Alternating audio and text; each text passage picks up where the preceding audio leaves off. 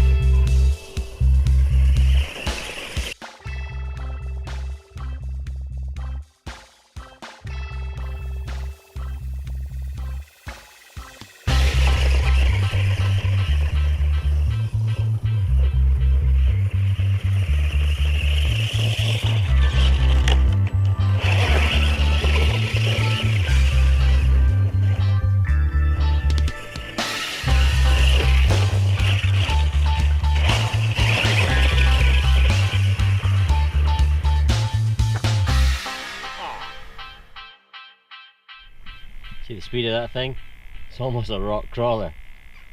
Yeah, I couldn't get away much slower than that, that's for sure, without actually being classed as a crawler.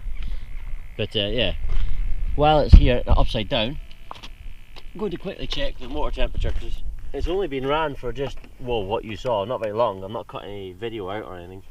The motor's already getting a bit toasty. It's not bad at the moment, but it's below 0 today in Celsius, so yeah, it's not a great motor at all. It's actually not a great electronic package whatsoever, but let's keep going. It's good fun anyway. I had a big smile on my face the entire time, so yeah, that's kind of the whole point, isn't it?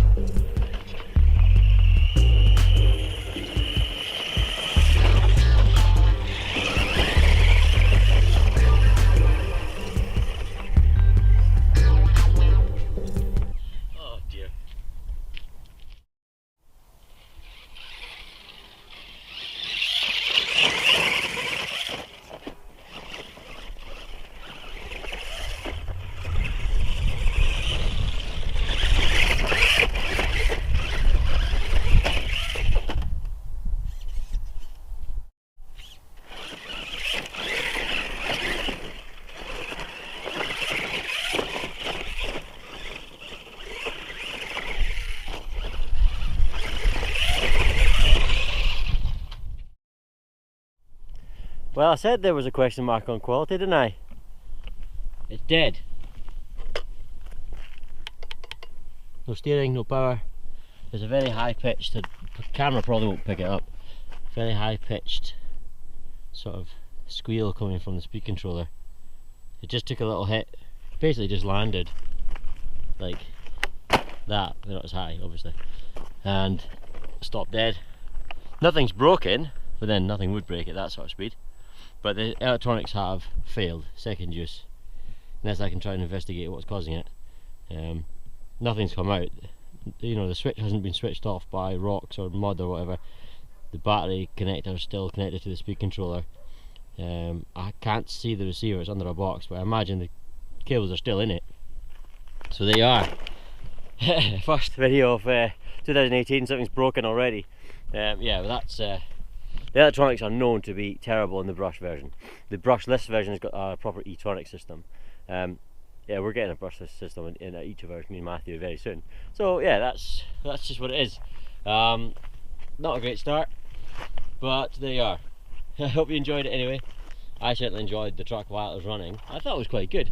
Although it's funny that the whole RC world has gone mad for these solid rear axles, you know, instead of double wishbone suspension, especially at the back. But it's weird because double wishbone suspension is better than solid rear axle. That's why cars and trucks and everything have got double wishbone suspension. So I don't understand why they've got that. I know it's supposed to be because that's the sort of off-road craze that's happening, but whatever. Right, okay, well, I know you're supposed to get better articulation from it, but I can guarantee a four-wheel drive sort of buggy monster truck thing, the same sort of size as this, with double wishbone all round, would be more capable. I can guarantee you that. But anyway, it's good fun. I like it. I do like it, and for the price point, it's very, very good. Again, talking about the price point, actually, the brushed one is, obviously it's about £100-ish or £80-ish cheaper than the brushless version.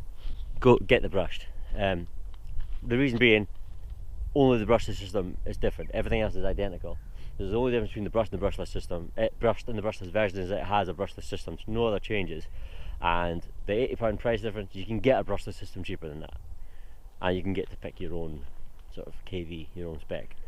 So yeah, get the brushed one, unless you really want the brushless one for easy use and you prefer the blue shell. Matthew's managed to get the blue shell just because Alan was nice to us, but retailers won't do that. So yeah, anyway, thanks for watching guys. We'll catch you again as soon as possible. I'm sorry it's been so late into the year before, actually, because I think we're in the second week now and this is my first video, but you know, life gets in the way sometimes. But thanks for watching, we'll catch you soon. Cheers, take care. Okay, so it turns out it's not dead, it was just asleep. The electronics are back. I didn't do anything. I could just all of a sudden hear that. You hear the noise from the server. I just heard that all of a sudden. I was like, oh, it's back. Like, just randomly just woke up. Huh. Another thing I noticed is the thing drives like a speed controller in reverse setting. You know what I mean? Like you plugged it the wrong way around. It's in the wrong profile.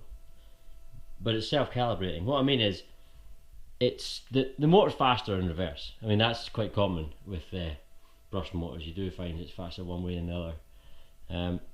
But the speed controller builds speed more progressively and forward than it does in reverse. Reverse is much more instant, so it does feel like it's backwards. But I'm not going to bother messing around with it, because as soon as I get a brushless system in this, those stock brushed electronics are going in the bin, because that's where they belong. Alright, anyway, that was just a little extra bit I realised when I got in. Thanks for watching again, catch you there, cheers.